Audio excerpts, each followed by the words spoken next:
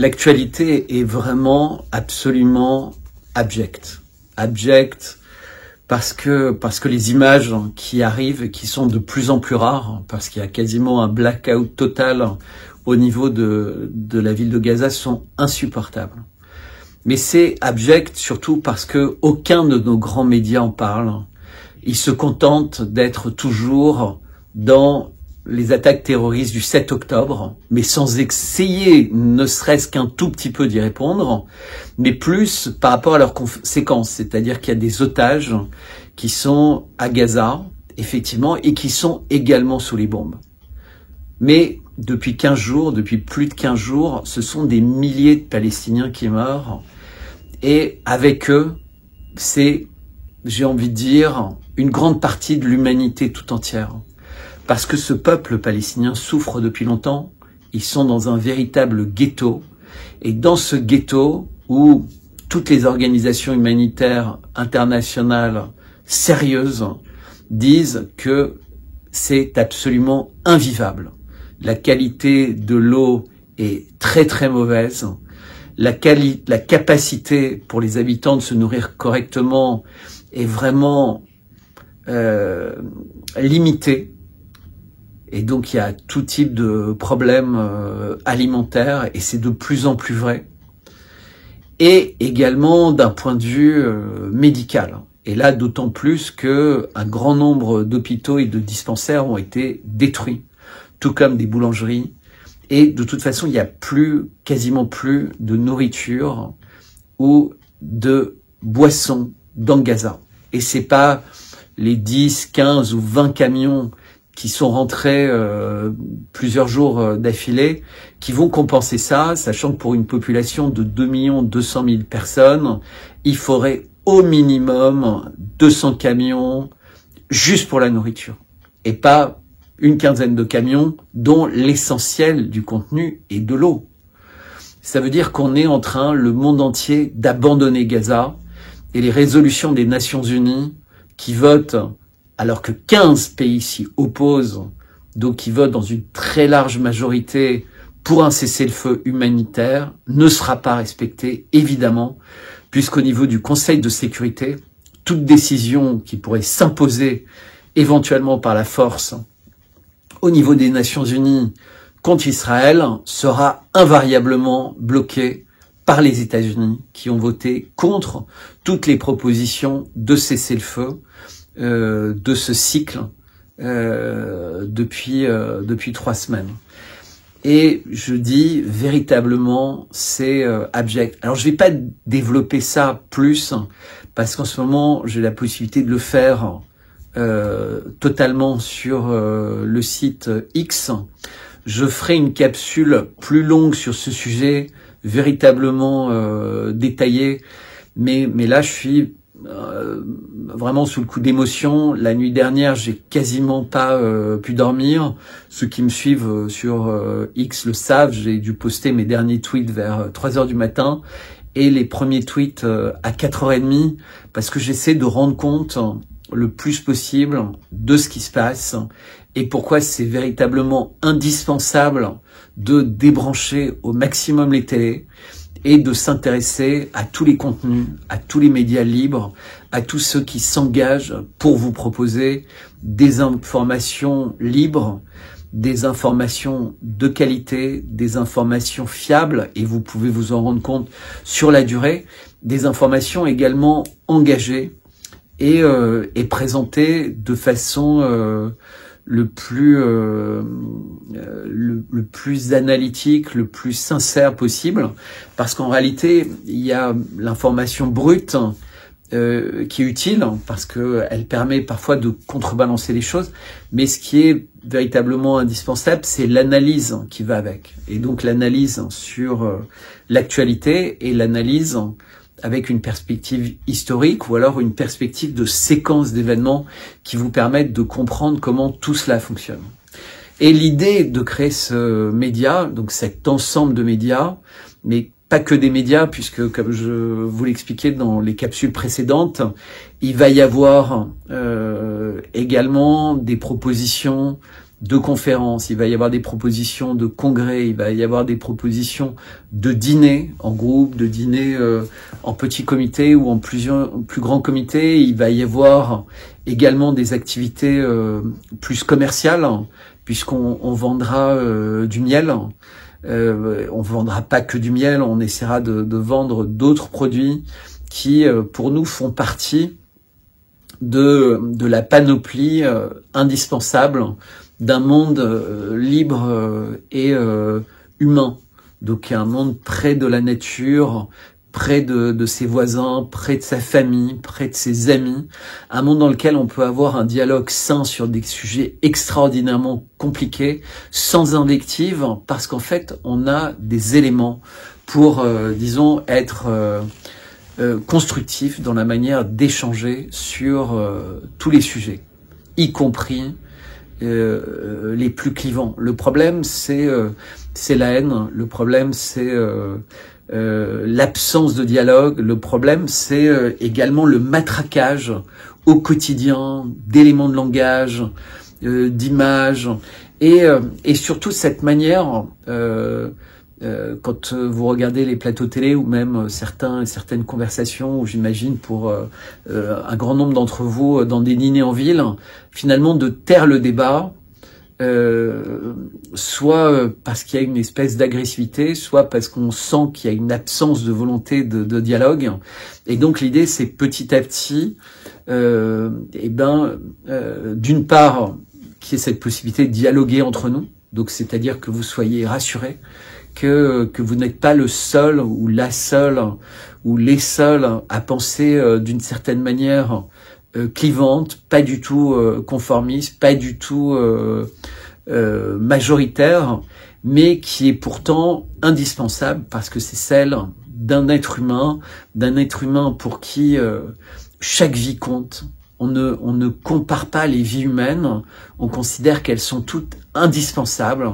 Et je vous rappelle le serment des médecins. Le serment, c'est véritablement ne pas nuire et essayer de sauver les vies. Chaque heure où quelqu'un a la possibilité de vivre plus longtemps est indispensable. Et évidemment, en particulier pour les enfants et les bébés. Mais ce que je voulais surtout vous dire, et j'étais obligé de vous parler de ça parce que c'est, je pense, extrêmement important, c'est que dans cette aventure de médias, d'une part, je me suis pas lancé tout seul. Alors évidemment, c'est moi qui suis mis en avant parce que c'est moi qui, pour l'instant, m'exprime essentiellement. Mais j'ai des personnes qui ont décidé de s'engager complètement dans cette aventure. Et qui vont changer de vie pour s'engager dans cette aventure. Et on reçoit beaucoup de propositions de personnes qui veulent aider bénévolement, etc. Mais tout ça va grandir, va devoir se structurer et évidemment va devenir une entreprise dans un pays comme la France, dans lequel on va être obligé de suivre des règles, on va être obligé de faire face à des frais plus importants, on va être obligé véritablement de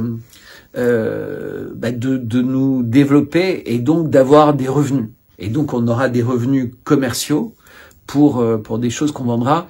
Mais comme je l'ai dit et répété plusieurs fois, on ne veut pas vendre l'information. On considère que vendre l'information, ça risque de segmenter. Et donc, d'une part, certains auront envie de contourner cette information qui serait vendue et de trouver les moyens de la proposer gratuitement ou de la transférer gratuitement. Et on veut pas de ça. On veut pas qu'il y ait ce sentiment de culpabilité de personnes qui se diraient oh là là, j'ai pas les moyens ou j'ai pas envie de payer ou je suis curieux mais j'ai vraiment envie de ça, ou d'autres personnes abonnées qui se permettront de transférer gratuitement cette information.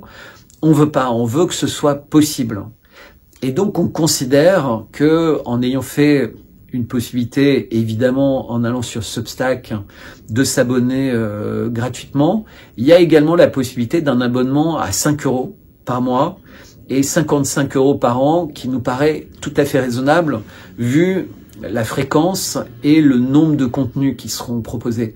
Parce que les contenus qui sont proposés, contrairement à la plupart des chaînes Substack, évidemment, ce sont les contenus que vous recevrez par cette campagne d'email, les contenus que vous retrouverez sur le site internet et tous les contenus qui, aujourd'hui, sont entièrement sur X et qui sont, pour ceux qui suivent X, qui sont aujourd'hui l'essentiel des personnes abonnées à cette chaîne, savent la richesse, l'engagement, et c'est pas quelques minutes par jour, c'est des heures, puisque non seulement je produis des analyses qui sont très originales, qui ne sont pas recopiées nulle part, qui sont le fruit de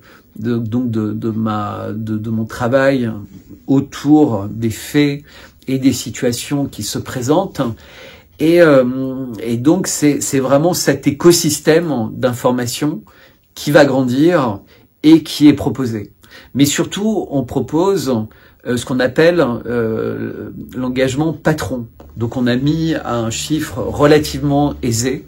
Alors moi, je viens du monde de l'art contemporain, donc j'ai eu l'occasion de croiser énormément de gens particulièrement aisés, et ça a été pendant une grande partie de ma vie mon cas. Oui, j'ai très bien gagné ma vie pendant longtemps, et puis j'ai fait d'autres choix de vie, et j'ai appris à vivre avec très peu, et en étant entouré par des gens qui n'avaient pas non plus d'attentes très compliquées, et d'avoir si il y avait des besoins ponctuels particuliers, soit de puiser dans mes réserves, soit dans l'aide de proches ou de membres de la famille. Ça m'a jamais dérangé, ou alors faire des missions de conseils ponctuels. Donc ça, c'était un grand changement. Et parce que j'hésitais, entre guillemets, après la période du Covid, sur la voie à suivre. Est-ce que j'avais envie de recommencer à vivre comme je vivais avant, donc à 1000 à l'heure, pratiquement tout le temps dans des avions, dans des hôtels, à rencontrer des gens passionnants, mais finalement déconnectés du monde, même si j'ai resté connecté, mais peut-être de façon plus discrète et plus secrète que ce qui est mon attitude depuis 1 an et demi sur les réseaux sociaux. Et cet été, vraiment, j'hésitais. Je me disais, je peux plus me passer de mon engagement sur Twitter, mais peut-être que j'y consacre trop de temps et ça commence à avoir de véritables conséquences sur ma possibilité de vivre de cette manière-là. Et les événements récents me montrent que non, d'une part, j'ai véritablement l'envie de faire ça.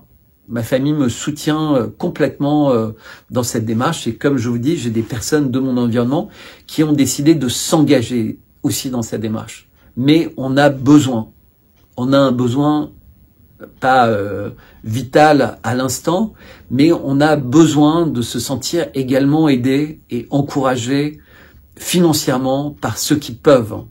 Et ceux qui peuvent, en le faisant d'une certaine manière, deviennent des mécènes altruistes, c'est-à-dire qui permettent à tous ceux pour qui ces 5 € ou 55 € représentent un engagement, de leur offrir. C'est un peu comme, vous savez, dans certains bars, le café citoyen. C'est-à-dire que vous allez prendre un café et en fait, vous en payez 2 ou 3.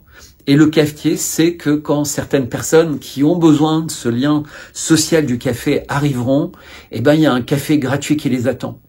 Mais c'est pas un café gratuit comme s'ils demandaient l'aumône.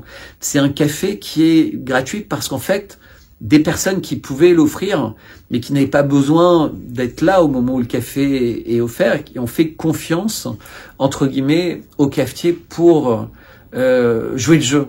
Parce que les cafés sont des endroits où on peut discuter, on peut dialoguer, on peut avoir aussi une forme de vie sociale. Et d'ailleurs, c'est pour ça que les cafés faisaient partie des endroits très vite fermés et qui n'étaient plus autorisés qu'aux gens avec des passes, y compris les terrasses, y compris café debout, etc. Parce que comme ça, il y avait qu'une certaine manière de penser qui était autorisée dans les cafés. Et ben nous, sur ce fil, sur Twitter, on autorise toutes les manières de penser. C'est extrêmement rare par rapport à Twitter, par exemple, que je décide de censurer quelqu'un. Je censure les gens qui ont vraiment une attitude haineuse, une attitude de harcèlement, une attitude de guérilla, et pas seulement envers les contenus qui sont proposés ou mes analyses, mais également avec les personnes qui suivent. Donc eux, malheureusement, je me contente juste de les bannir. Je sais pas de faire la police autrement. Mais en général, j'essaie de répondre, j'essaie d'échanger, et d'ailleurs, je remarque que ces échanges, petit à petit, sont constructifs, parce que c'est toujours pareil. Les choses se passent sur le temps, on a des convictions, on a les circonstances de nos vies, on a souvent des années d'accumulation avec un certain type de point de vue, et changer de manière de voir les choses, ça prend du temps. Et donc, c'est véritablement un engagement sur la durée. Donc, pour ceux qui sont des abonnés de Twitter de longue date, ils savent que sur les différents sujets, j'ai véritablement un engagement très clair pour vous dire ce que j'ai sur le cœur par rapport au sujet, d'essayer de me départir de mes émotions personnelles pour vous livrer, en revanche, ce qu'est mon analyse personnelle et mon opinion personnelle.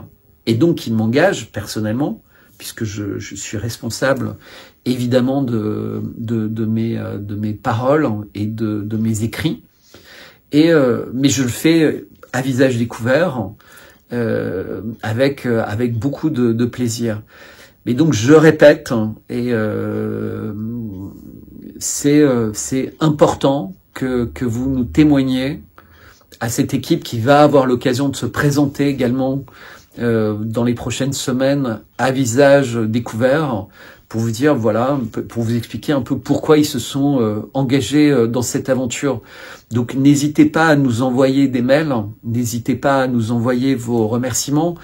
Vous êtes déjà plus de 3000 à être abonnés à la lettre, on est ravis. Et donc pour ceux qui peuvent, pour ceux pour lesquels c'est pas un effort, sur l'email Substack, vous avez un petit bouton qui s'appelle Upgrade, et vous pouvez appuyer sur ce bouton.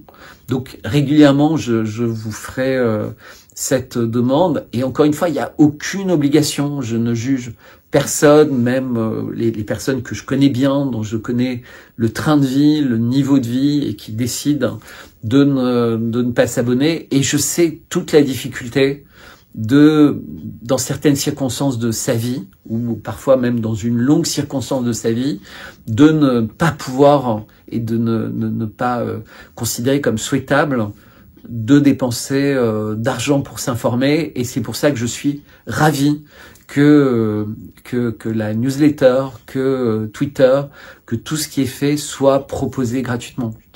Sur YouTube, je n'ai jamais voulu mettre la moindre publicité, parce que je considère que les publicités imposent, pour ceux qui les acceptent, de s'auto-censurer. C'est-à-dire que sur YouTube, à partir du moment où vous voulez que des publicités apparaissent, vous devez respecter un code YouTube, le code des annonceurs, et je me refuse à respecter ça. Ça ne veut pas dire que je ne vais pas, à un moment ou un autre, être censuré sur ces médias. Ça veut dire que ma parole, et donc la parole de tous les gens qui travailleront sur ce média, devra rester totalement libre, totalement humaine, peu importe les insultes, peu importe les pressions, peu importe les menaces, parce que c'est essentiel. On ne peut pas abandonner les Palestiniens, de même qu'il n'est pas possible d'abandonner les Arméniens, et de même qu'il n'est pas possible de ne pas parler sérieusement des raisons qui ont poussé la Russie et Vladimir Poutine à lancer cette opération en Ukraine, de la même manière qu'il est indispensable de parler du coronavirus, de son origine, de parler des Big Pharma, de parler des injections, de parler du rôle du Pentagone, du rôle des États-Unis dans un grand nombre de crises mondiales,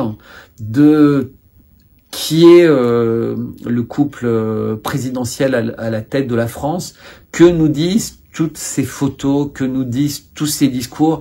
Il y a énormément de choses. Je vais faire un peu plus tard une capsule également pour expliquer, parce qu'on m'a beaucoup posé la question, pourquoi les pays arabes n'ont pas accepté un certain nombre de négociations, pourquoi ils n'ont pas accepté à un moment le double État, entre guillemets, un État israélien et un État palestinien. Et donc je vais présenter ça, mais je vais parler surtout de façon plus générale de deux sujets qui sont véritablement importants pour comprendre le monde dans lequel on vit. C'est les très grosses négociations, donc par exemple des accords de paix, mais également des négociations sur les frontières maritimes, ou la séparation, par exemple, des richesses naturelles côtières, pour parler par exemple du gaz qui est en face de Gaza, mais qui était beaucoup plus loin en face de Gaza, parce que si on reprend les frontières de 1967, l'intégralité, je dis bien l'intégralité du gaz que s'attribue aujourd'hui l'État d'Israël revient totalement aux Palestiniens, parce que les champs gaziers sont en face de ce qu'était la bande de Gaza dans les frontières de 1967. On en parlera, mais également je parlerai des grands contrats entre l'État et d'immenses sociétés privées, entre l'État et des grands cabinets de conseil, mais également entre l'État, par exemple, et les Big Pharma, ou l'Union européenne et les Big Pharma. Donc on a pas mal parlé des SMS de von der Leyen. On est en train de lire ces contrats, et c'est d'essayer de vous faire comprendre, en fait, qui signe les contrats, qui les négocie, et quelles sont les forces en présence pour expliquer qu'invariablement, les peuples soient les dindons de la farce, ou alors les États forts réussissent en fait à truquer toute l'orientation de ces négociations importantes. Donc je vous remercie vraiment pour votre confiance, je vous remercie de transférer ce Substack à vos amis, à votre famille, et surtout, si vous pouvez, si ça vous fait plaisir, si vous pensez que c'est important pour permettre à ce média de se développer, d'y souscrire, et en quelques minutes, dans ce système de paiement très sécurisé, d'être altruiste, entre guillemets, et de donner sans autre contrepartie que de permettre à ce média de se développer et d'exister, de l'argent. Parce qu'il n'y a aucune faveur accordée à ceux qui payent. Je suis désolé, je ferai pas de liste, je féliciterai pas ceux qui donnent. Évidemment, je les remercierai individuellement par un email personnel à chaque fois. Mais je considère qu'en fait, on est dans une société dans laquelle il faut s'entraider, et chacun doit s'entraider à hauteur de ses possibilités. Et il y en a certains qui envoient des mails pour proposer leur aide technique, leur savoir-faire dans tous les domaines. Et véritablement, je vous remercie pour tout ça. Et on va se battre pour rester libre, humain. Et rappelez-vous surtout, c'est très très important, si vous partagez pas les opinions, il faut débattre, mais il faut surtout se souvenir que parfois, effectivement, la liberté, c'est une flèche acérée qui est douloureuse. Et donc on essaye, en prenant notre temps, en étant le plus pédagogique possible, un peu comme du miel, de faire passer, entre guillemets, cette douleur et de l'aider à cicatriser. Parce que parfois, c'est un choc de réaliser à quel point on a pu être trahi, on a pu avoir des personnes auxquelles on faisait entièrement confiance, que ce soit l'État, que ce soit des grandes entreprises, que ce soit même des organisations internationales comme l'OMS, comme l'ONU, et de réaliser qu'en fait, sur beaucoup de questions, elles ont trahi, elles ont failli à leur mission d'origine. Ça ne veut pas dire qu'il faut les jeter complètement, mais ça veut dire qu'il va falloir considérablement amender la manière avec laquelle elles fonctionnent, et surtout la manière avec laquelle on recrute des personnes non corruptibles à leur tête. Et j'insiste sur le mot non corruptible, j'y reviendrai, l'importance de choisir des personnes incorruptibles pour mener des projets importants pour l'équilibre et l'épanouissement des peuples du monde, de tous les peuples du monde. Il est hors de question que l'Afrique continue à souffrir. Il est hors de question que la Corée du Nord ne puisse pas avoir confiance dans aucun de ses voisins parce qu'il y a une trahison complète. Il faut se rappeler sur quelle base la Corée du Nord a été créée. C'est 30% des habitants de Corée ont été tués par l'armée américaine. 30%.